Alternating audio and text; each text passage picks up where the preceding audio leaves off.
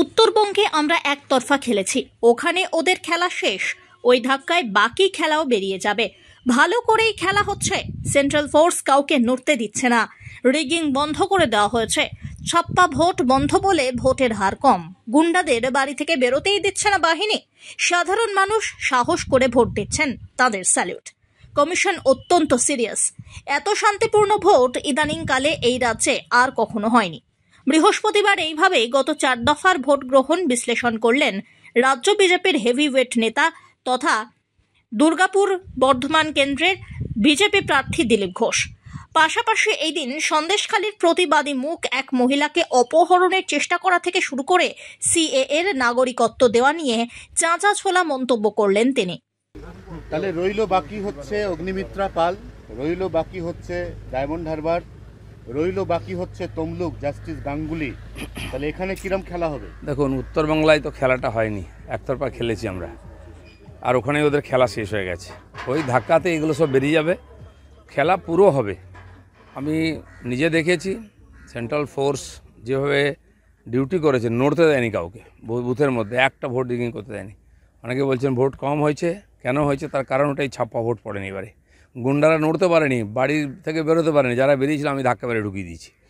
এবারে সাধারণ মানুষ যেভাবে সাহস করে বেরিয়ে এসে গণতন্ত্র রক্ষার জন্য ভোট দিয়েছেন, তাদেরকেও স্যালুট করতে হবে।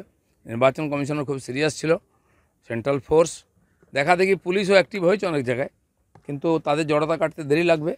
এটাই হওয়া উচিত। এত পিসফুল, এত ভালো ভোটিং আমার মনে হয় ইদানিং হয়নি। প্রিয়াঙ্কা টিবরিওয়াল কালকে সন্দেশখালী গেছিলেন, একজন প্রতিবাদী তার সামনে মুখ খুলেছিলেন। তারপর তার মেয়েকে বাড়ি থেকে রাত্রের অন্ধকারে এক দুষ্কৃতী তুলে নিয়ে যাচ্ছিল। মেয়েটি চিৎকার করে, বাড়ির লোক ছুটে আসে, দুষ্কৃতী এলাকা ছাড়া হয়।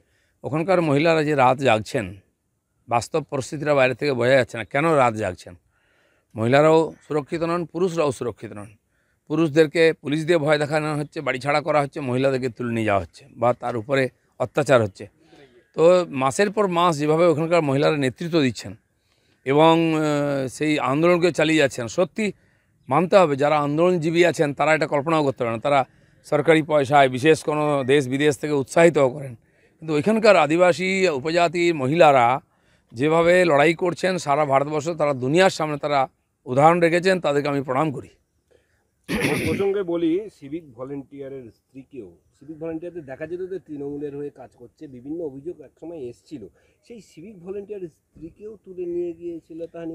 সব সিভিক ভলেন্টিয়ার তো আর টিএমসি নয়, তারা চাকরি পেয়েছেন। 1.5 লক্ষের বেশি সিভিক ভলেন্টিয়ার, তাতে অন্য মতের লোক আছেন, তারা অন্য মতাবলম্বী বা পলিটিক্যাল পার্টির সাপোর্টারও হতে পারেন।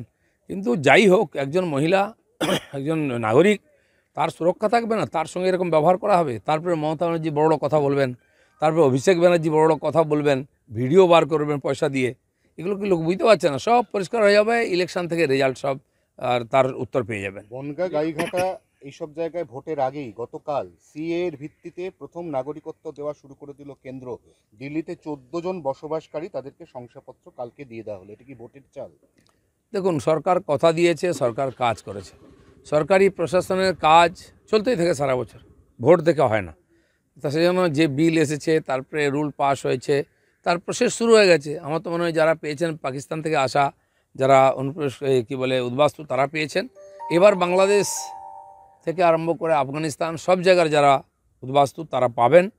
আর এই প্রসেস চলতে থাকবে। যারা আওয়াজ দিয়েছিলেন চলতে দেবে না, করতে দেবেন না, তাদেরকে দাঁড়িয়ে দাঁড়িয়ে দেখতে হবে। আজকে শুভেন্দুর গড়ে মুখ্যমন্ত্রী যাচ্ছেন, নিশ্চয়ই একটা সবার নজর রয়েছে, তো কি বলতে পারেন বলে? হ্যাঁ, জঙ্গলমহল গেছিলেন, বর্ধমানেও 18 দিন ছিলেন, তারপরে বুঝে গেছেন রেজাল্ট কী হবে। এখন খালি সময় কাটাচ্ছেন, কথাবার্তার আওয়াজ পাল্টে গেছে, সুর পাল্টে গেছে। আমি যেটা বলেছিলাম যে প্রথম নির্বাচন কমিশন, সেন্ট্রাল ফোর্স, শেষে ইভিএমকে দোষ দেওয়া হবে, দেখুন সেখানেই ঘুরে ফিরে গাড়ি চলে এসেছে। এর বাইরে কিছু করতে পারবেন না, দাঁড় করিয়ে হারাবো আমরা। পূর্বাঞ্চলে বিজেপি হাফ, দক্ষিণ ভারতে বিজেপি সাফ।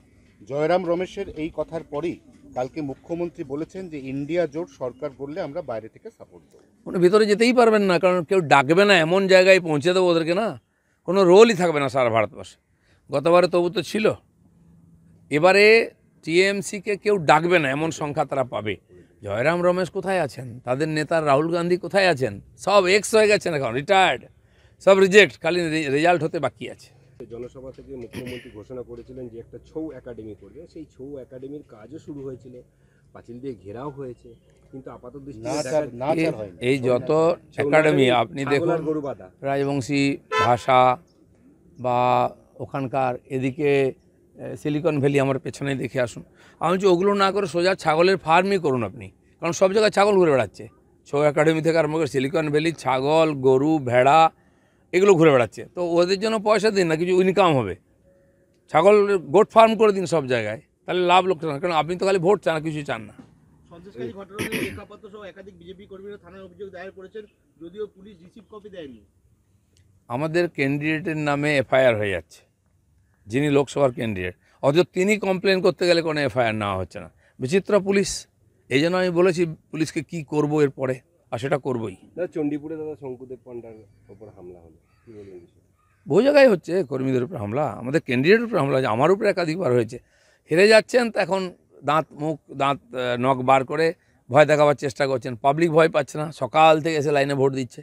এখন যারা প্রচার করছে তাদেরকে চমকে ধমকে মানুষকে আটকাবার চেষ্টা হচ্ছে, কোনো লাভ নেই। বরাবরই মন্তব্যের ঝোড়ো ইনিংস খেলতে দেখা যায় বিজেপির এই হেভিওয়েট নেতাকে, যা নিয়ে বিতর্কও অবশ্য কম কিছু হয় না। বৃহস্পতিবারও নিজের চেনা মেজাজেই সাংবাদিকদের সামনে জবাবের ফোয়ারা ছোটালেন দিলীপ, তা বলা বাহুল্য। Bureau report, one India Bangla.